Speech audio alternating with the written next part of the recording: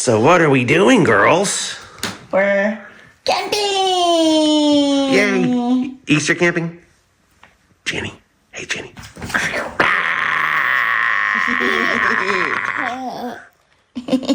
So the girls are enjoying a lazy Easter Monday, but I wanted to get a video out for you to share some things we have been thinking and talking about a lot here. What do you do when you live in France, but your entire life does not?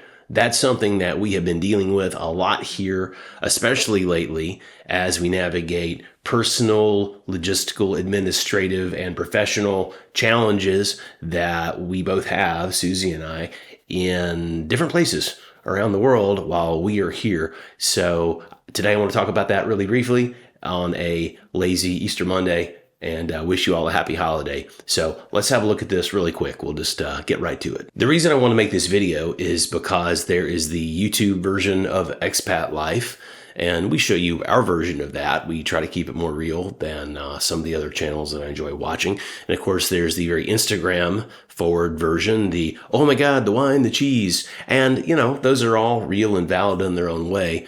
But so is this one, which is the reality that I'm speaking to you from today. The first part of this to talk about is the most personal, which is the family layer. Now, my immediate family is in the front room right over there, and you just saw them. But the rest of our family are scattered around the world. My mother-in-law is up in Northeast China. My mother and her husband are in Birmingham, Alabama. We had a nice video call with my mom yesterday on Easter Sunday so she could catch up with us and really, you know, have a virtual hangout with Geneva, which is always awesome. But more than anything, they want to be back here and to see her. My mother-in-law hasn't seen Jenny in person since she was here at her delivery, the first month she was alive. And Susie and my mother-in-law do video calls with Jenny several times a week. Even if you're not religious, you know, Easter, Passover means more or less to different people or nothing at all. But this is the time when people are sitting down with their friends and family, and you know, it makes you think about who you wish was across the table from you. So we're definitely dealing with that. Outside of holidays, another aspect of the personal layer is just maintaining friendships. Maintaining friendships can be very difficult when you are in different time zones on different continents. And one of the most used apps on my phone is actually a scheduling app where I have the cities of everyone I need to talk to, and you can try to sync between you and them. And if you have 3 people, you're trying to get it in a virtual room at the same time. Of course, it just adds a layer to that. But it's really difficult. And I have a lot of great friendships and relationships that have fallen by the wayside just by life and lack of proximity and getting older. And so it's tricky, and it's something that I do my best to rectify, but it's very real. We also have moments with things like our daycare, because it's a parent-run daycare where the parents do work shifts and augment the professional staff, and there are lots of events that have to be planned, and everyone has a different role. And our family happened to get the events and communications role, which means that I'm supposed to be taking a lead on setting up all these activities. And I am, but I have a lot of help, fortunately, from a few other people. But it's really tricky to try to coordinate things with them, because people who live on a very typical French schedule, they have a very regimented life. You know, they go to work at a certain time, they generally leave at a certain time. They have absolute carved in stone hours for when they have meals and snacks. And it is very regimented, very traditional. And we live in France, but because our entire lives are not in France, I constantly have scheduling conflicts where some parents want to get together at a time that to them is totally acceptable and normal. It's sort of the apéro hour after the workday, but before you go home and make your meal and eat late at night. We eat as early as humanly possible. And typically I have Zoom calls or phone calls with partners in the US that are 9 p.m. or 10 p.m. my time, because that's morning or afternoon, depending on if they're East Coast or West Coast US. It's really typical for me to have business that I have to deal with at midnight because of the time zone difference. So it's hard just to fit into everyone else's French schedule when your schedule is not totally French. But you do find ways to make it work. When Susie went to Alliance Française to do the A1 intensive, she wasn't working full-time yet, but she was a full-time mom like I'm a full-time dad. And we traded off. I took care of the baby and getting her to and from daycare and doing the stuff around the house while she took her French classes. And the next month we swapped. So that's how we made it work.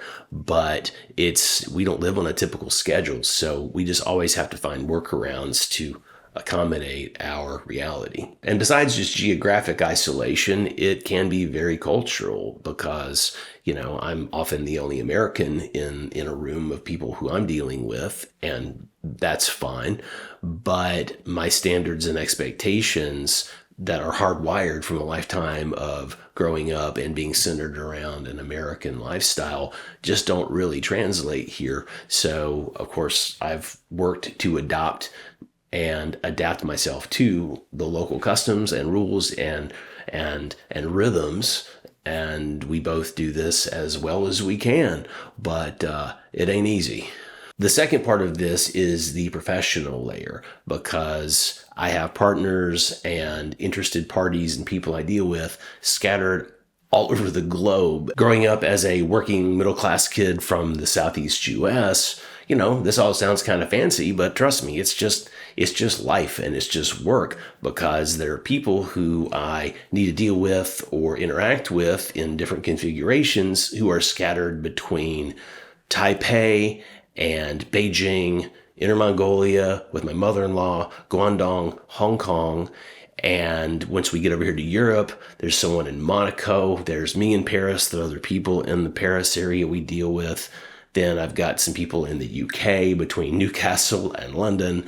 And in the North American region, there are people in Toronto, New York City, Atlanta, Oklahoma, randomly sometimes, and then Palo Alto, San Francisco, and Los Angeles. And so on any given day, I'm trying to coordinate communication between me and one or more of those people. And so trying to find the time that works, trying to find the app that works. In China, many of the Western apps are totally blocked. So if you're dealing with someone in China, you can use Zoom, but it's typically more common to use the WeChat video call, to use the WeChat application.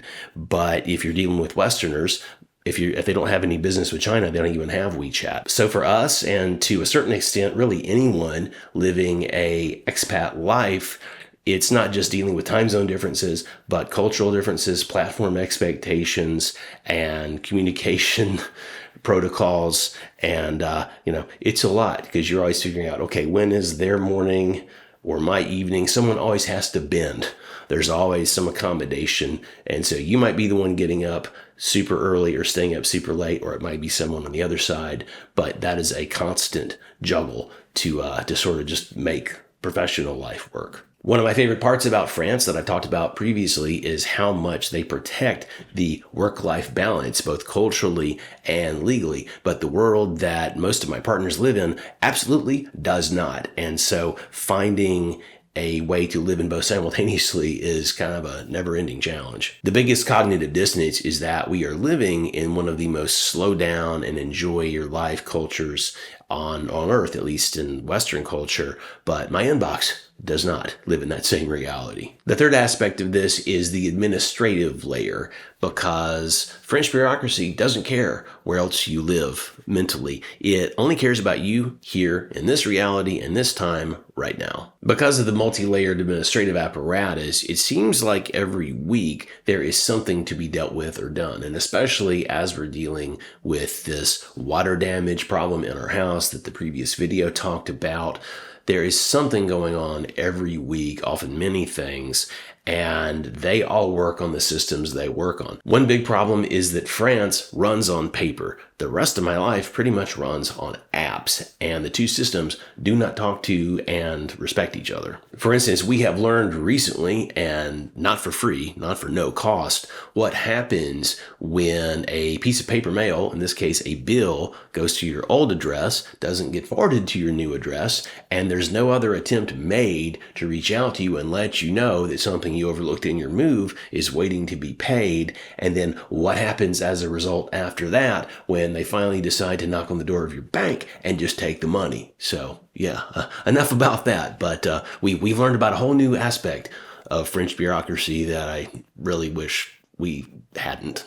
And look, I'm not complaining about this. Every country has their system, and of course they have the right to their system, and we are ultimately guests, and so it's up to us to do the adapting. But it is really difficult, so learning that system while you're actually running your life on the other side of the world too is one of the genuinely hardest things about all of this. The fourth part I want to talk about this is the geopolitical layer, and specifically how you can feel kind of powerless to engage more than just following things online. I made a video back in January about US-EU tensions, and that video has had a lot of interest on our channel. People really responded to it and were really feeling it. That situation is ongoing, so I feel like anything I say about it right now today will be outdated in a week or two, so I won't talk about specifics, but I would say that it's really surreal to watch your country from the lens of being removed physically and day-to-day emotionally, because I still care what happens in my country, of course, very much so, but I also want our country to work and play well with our allies. And, I will say people have asked, my mom asked yesterday on the call, are you feeling any weird tensions? Are people looking at you strange? No, but also I'm dealing with people who know me and know us. And, we're moving in pretty familiar circles, and people know us. And so they know us and they like us. And that's good. It's part of why becoming local is becoming as local as you can, as fast as you can.